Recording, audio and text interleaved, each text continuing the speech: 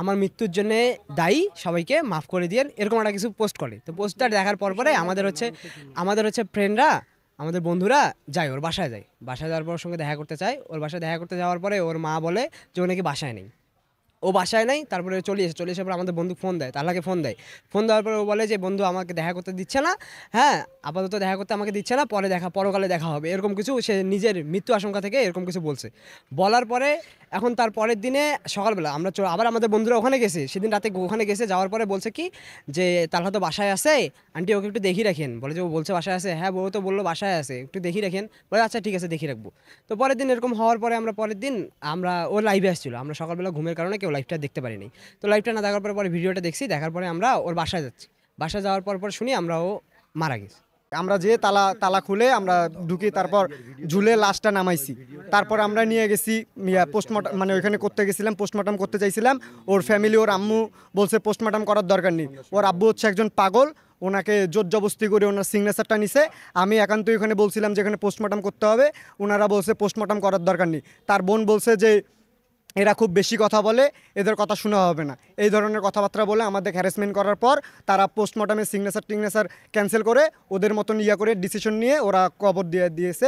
এখন আমরা যে ভিডিও দেখার পর আমরা এখন বুঝতে পারলাম সে আসলেই সুইসাইড করেনি, তাকে মেরে ফেলা হয়েছে। যে তালহা যে মারা গেছে, সুইসাইড করছে, ও যে ফাঁস দিছে, তালহার যেই গলায় যেই দড়িটা ছিল গলার সামন পাশে গিটটা। মানুষ সুইসাইড করলে মানুষের গলা নিচ দিকে আসবে, গলার গিটটা থাকবে পিছনে। তালহার গিটটা ছিল সামনে এবং তার মাথাটা ছিল উপরের দিকে।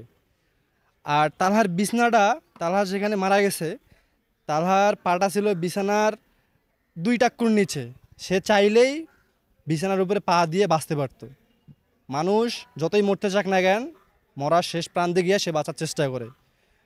আপনারা যদি তার ছবিটা দেখেন তাহলে আপনারা সচক্ষে বুঝতে পারবেন যে সে চাইলেই ওখান থেকে বেঁচতে পারত, কিন্তু সে বাঁচার চেষ্টা করেনি। তাকে এই সিমটমগুলো দেখার পরে বোঝা যাচ্ছে যে তাকে একটা প্ল্যানিং করে মারা হয়েছে আর কি। ছাত্র সমাজ এরা সবাই স্ট্যাটাস দিচ্ছে, বিভিন্ন রকমের কথাবার্তা বলতেছে, হ্যাঁ ছবি দেখতেছে, আমাকে দেখাইলো। তখন আমি তো হাউমাউ করে কেঁদে উঠলাম, আমার বাচ্চা তো মারা যায় না। তারপরে ওদেরকে প্রশ্ন করলাম ও বাড়ির ভিতরে কেন, কীভাবে মারা গেল, কি সমস্যাটা কি।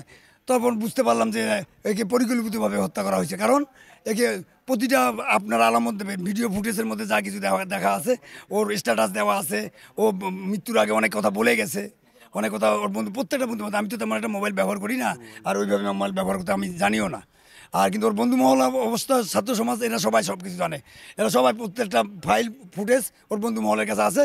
আপনি এটা দিয়ে সত্যতা যাচাই করতে পারেন। আমি এর সুষ্ঠু তদন্ত চাই এবং সুষ্ঠু তদন্তের মাধ্যমে দৃষ্টান্তমূলক শাস্তি দাবি করছি এবং প্রকৃত যে হত্যাকাণ্ড, প্রকৃত যে হত্যাকারী এর আমি ফাঁসি দাবি করতেছি।